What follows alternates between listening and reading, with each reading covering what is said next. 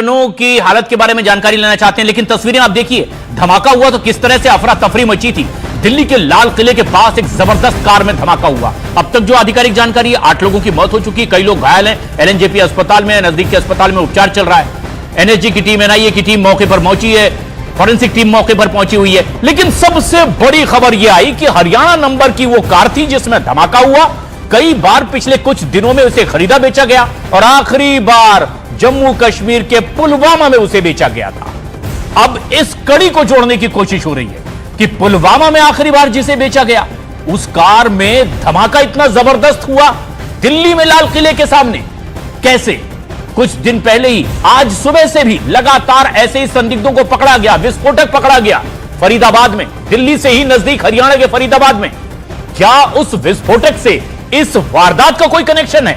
अभी तक आधिकारिक तौर पर तो नहीं कहा गया, लेकिन आशंका उसी दिशा में आगे बढ़ती हुई। और गृह मंत्री अमित शाह ने भी कह दिया है कि हर एंगल से जांच पड़ताल हो रही है, ऐसा कोई एंगल नहीं जिसे छोड़ा जा रहा हो, यानी कि किसी भी आशंका को नजरअंदाज नहीं किया जा रहा है। तस्वीरों को देखकर आप अंदाजा लगाइए, जैसे ही धमाका हुआ है किस तरह की अफरा तफरी थी, भागम भाग थी, लोग जान बचाने के लिए दाएं बाएं भाग रहे थे, कई लोग इसकी चपेट में आए।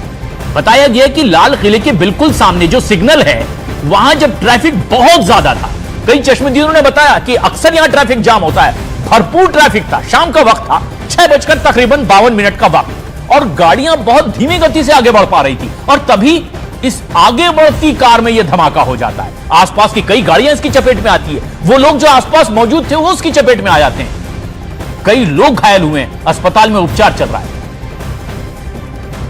मोहम्मद सलमान की ये वो आइडेंटिटी जो आप देख रहे हैं, जिसके नाम से वो गाड़ी रजिस्टर्ड है, जिसमें धमाका हुआ है, HR-26 गुरुग्राम की, हरियाणा के आरटीओ नंबर पर रजिस्टर्ड वो कार जो हिंडई की i20 कार बताई जा रही है, जिसमें धमाका हुआ, ये मोहम्मद सलमान के नाम पर रजिस्टर्ड 2014 का। और ऐसे में जब इसकी तफ्तीश आगे बढ़ाई गई तो पता यह चला कि पिछले ही कुछ दिनों में यही कार कई बार खरीदी बेची गई। जो प्राथमिक तौर पर जानकारी आ रही है, आधिकारिक तौर पर पुष्टि का इंतजार है कि मोहम्मद सलमान के पास से फिर वो देवेंद्र को गाड़ी बेच दी गई, वो ओखला में बेची गई, फिर किसी और के पास। लेकिन एक बड़ी खबर आई कि आखिरी बार ये कश्मीर के पुलवामा में बेची गई थी। अब ये पुलवामा से दिल्ली कैसे आ गई, लाल किले के पास उसमें इतना बड़ा धमाका कैसे हो गया, यही तो जांच पड़ताल का विषय है। और कई लोग इसकी चपेट में आए, फॉरेंसिक टीम, एनएसजी की टीम, एनआईए की टीम मौके पर है, हर एंगल से इसकी पड़ताल हो रही है। गृह मंत्री ने कहा बहुत जल्द पता चल जाएगा वजह आखिर क्या है, लेकिन अब तक सिर्फ सवाल खड़े हुए हैं। शंकर आनंद हमारे सहयोगी हमसे सीधे जोड़ रहे हैं, मौके पर ही वो मौजूद हैं।